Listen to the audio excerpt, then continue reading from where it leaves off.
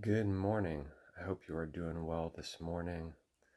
Want to take a look back at the Gospel of Mark this morning.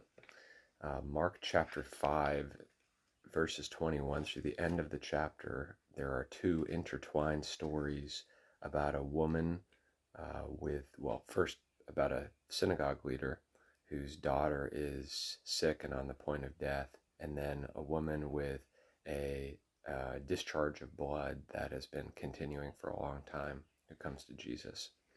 But I wanted to just look back and get some of the context of what's going on. It's always helpful to see in the Gospels and really in all of the Bible the context and to think about why is this here? Why was this placed right here?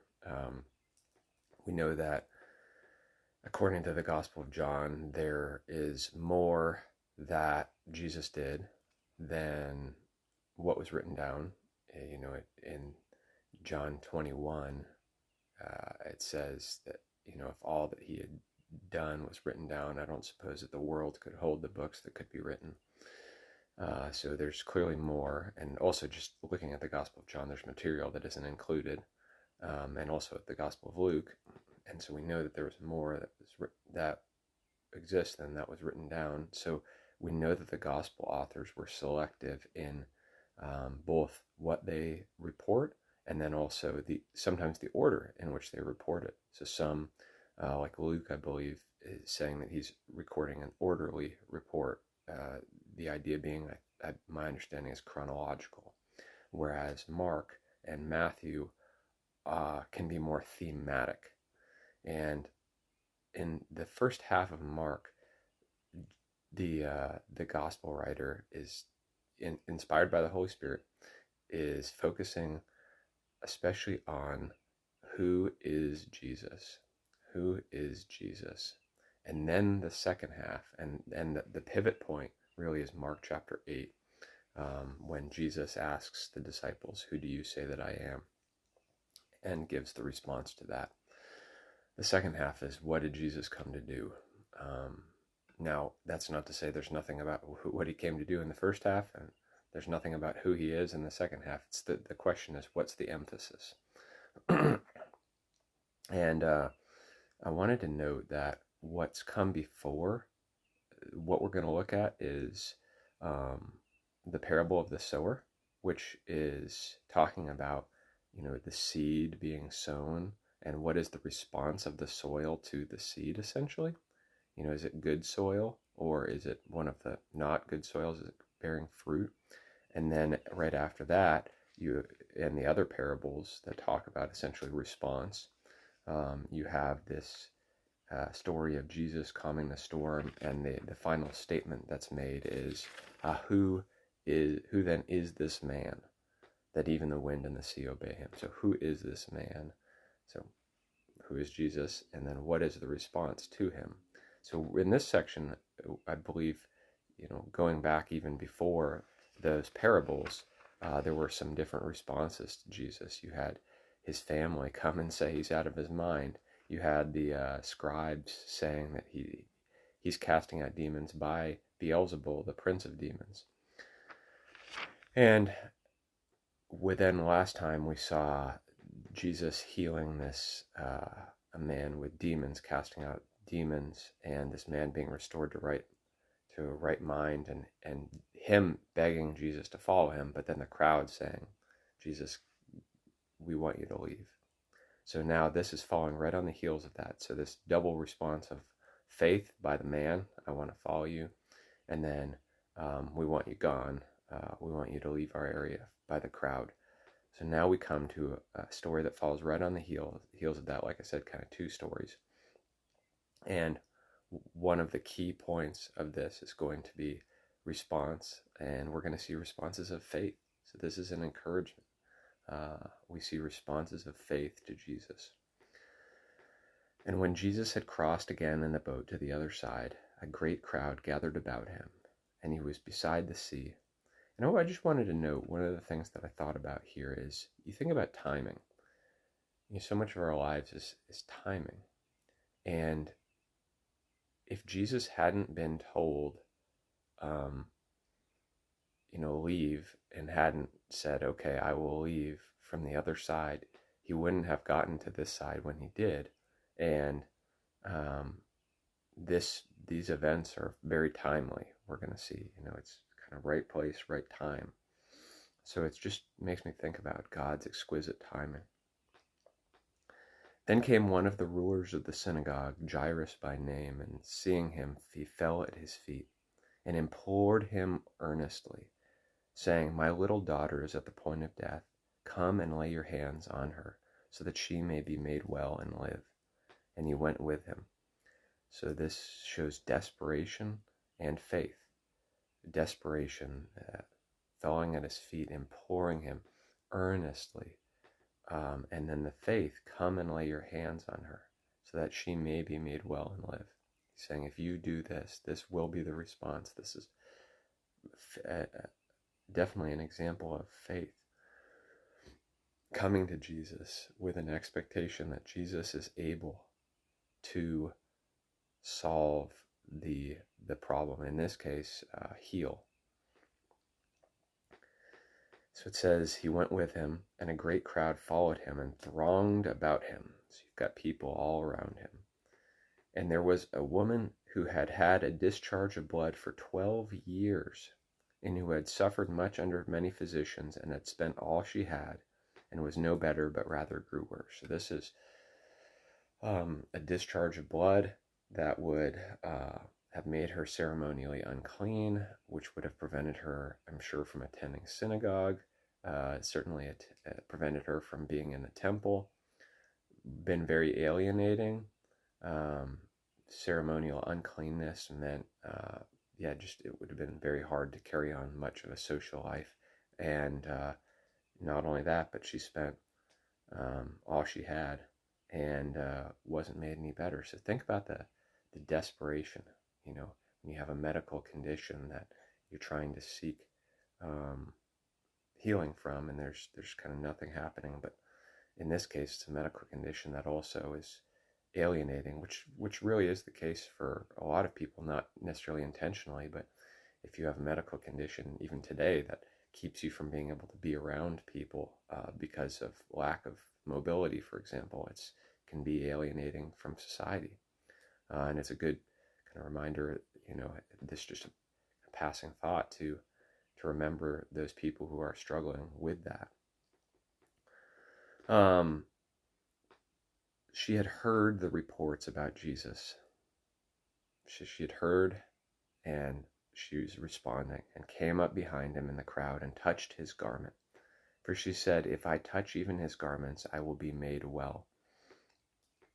So she likewise believed that if she could get to Jesus, and if she could even just touch his garment, not even touch him, but touch his garment, she could be made well.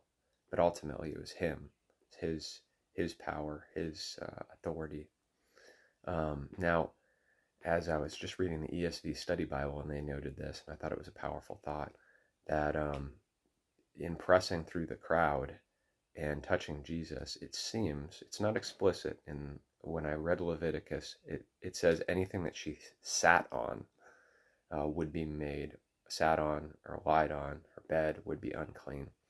But it seems it's possible that anything that she touched as well would also be considered unclean. It's not explicit. So it's possible that there would be, in what we're about to see, some fear related to maybe some people that she would have touched on her way to Jesus, and Jesus himself. Because it says, immediately the flow of blood dried up, and she felt in her body that she was healed of her disease. Now, I just want to note, so and we've gone over this before, but it bears repeating at this point, that the way a narrative is structured, there is a climax in the narrative, and that is where the main point of the story lies, and the climax is kind of right before the resolution. So the resolution is immediately the flow of blood dried up, and she felt in her body that she was healed of her disease. So right before that, we have the climax. For she said, if I touch even his garments, I will be made well. So that's faith. Faith is the climax of the story, this faith. Now, I don't know how to deal with the fact that I haven't thought too deeply about this, because there's a story within a story. So is that the climax of the whole story, or is this just the climax of the section talking about the woman? But both of them, as we're going to see, hinge on and show faith. And Jesus, perceiving in himself that power had gone out from him, immediately turned about in the crowd and said, who touched my garments? And his disciples said to him, you see the crowd pressing around you, and yet you say, who touched me? And he looked around to see who had done it. And obviously I put a little bit of my own tone on there, but I could sense in the disciples this kind of bewilderment, like, there's people all around you touching you. What do you mean, who touched you? And he looked around to see who had done it. But the woman, knowing what had happened to her, came in fear and trembling and fell down before him and told him the whole truth. This would have been, a bit, as I noted, a bit, and as it says, fear-provoking. What's Jesus' response going to be? She's ceremonially unclean. She's just touched him and probably touched other people on the way. Is she going to be shunned, rebuked? And so in his response, I think we can soak in the loving compassion of God, in particular on a response of faith. And he said to her, daughter, your faith has made you well. Go in peace and be healed of your disease. So she publicly told him the whole truth, and he says, daughter, your faith has made you well. Go in peace. Since her disease, her illness, would have made her unclean, and that would have been impacting her socially, really the fact that Jesus brought her to a place of sharing this publicly and then says, go in peace, you're healed, would have had an effect of a bit of social reconciliation, I believe. But then also just the word daughter. We know that in the end of, I think it's Mark chapter 3, he says, for whoever does the will of God, he is my brother and sister and mother. We know that the family of God, we're adopted into God's family through faith. So it's just really encouraging seeing the compassion, seeing the love of God shown in Christ in this. It says, while he was still speaking, there came from the ruler's house some who said, your daughter is dead. Why trouble the teacher any further? So this is a test of Jairus' faith. What's he going to do? He's just heard that his daughter's now dead. But overhearing what they said, Jesus said to the ruler of the synagogue, do not fear, only believe. So once again, faith. Faith is emphasized. And he allowed no one to follow him except Peter and James and John, the brother of James. They came to the house of the ruler of the synagogue, and Jesus saw a commotion, people weeping and wailing loudly. And when he had entered, he said to them, why are you making a commotion and weeping? The child is not dead, but sleeping. And they laughed at him, which indicates to me that there were some professional mourners in the crowd. If they can go from, weeping and wailing to laughing in such a short time. And clearly Jesus isn't saying that she was just physically sleeping. He uses sleep as a euphemism for death many, many places, but especially really death of those who are going to rise again in either a physical or ultimately a spiritual sense, because he uses that of Lazarus. He told his disciples initially, Lazarus sleeps, but I go to wake him. And his disciples said, no, if he sleeps, he'll get better. And then he tells them plainly, Lazarus is dead. But he then says, I am the resurrection and the life. Whoever lives and believes in me, whoever believes in me will live even though he dies. All right. But he put them all outside and took the child's father and mother and those who were with him and went in where the child was. Taking her by the hand, he said to her, Talitha cumi, which means, little girl, I say to you, arise. Which, by the way, and I appreciated the ESV Study Bible for noting this, to touch it, and this is not unclear or ambiguous in the ceremonial law. If you touched a dead body, that would make you unclean. But for Jesus, nope, makes her alive. Doesn't make Jesus unclean, it makes her alive. It says, little girl, I say to you, arise. And I love the fact that he takes her by the hand. He had done that with Peter's mother-in-law too. He took her by the hand, and she wasn't dead, she was sick, and helped her up. And immediately the girl got up and began walking, for she was 12 years of age. And they were immediately overcome with amazement. And I just want to note, and there's no explicit interconnection of these two events, but the woman had had a flow of blood for 12 years, and the little girl was 12 years old. So you see this, beginning of something 12 years ago, and just these two events are intertwined, and it's just an interesting thing that there's no, like I said, particular connection that's made explicit, but it kind of cause you go back in that time to when the flow of blood started, and also when this daughter is born. And then there are these, so it's a beginning of a tragedy with the flow of blood, and then a tragedy happening with her death, but then a healing and a physical resurrection, on the same day. So two joyous events happening on the same day. And they were immediately overcome with amazement, and he strictly charged them that no one should know this, and told them to give her something to eat. The central point, as we've looked at here, is faith, is a response of faith. What is our response? We're going to see next time, unfortunately, a negative response to Jesus of unbelief. But we see the compassion, we see the love of Christ, his responding to faith, his being with people, his